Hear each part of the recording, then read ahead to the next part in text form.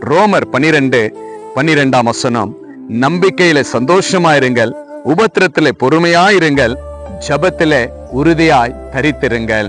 ஆண்டவருடைய வார்த்தை சொல்லப்பட்டிருக்கிறதுங்க. நம்பிக்கையில நம்ம சந்தோஷமா இருக்கணும். யாரு மேல நம்பிக்கை?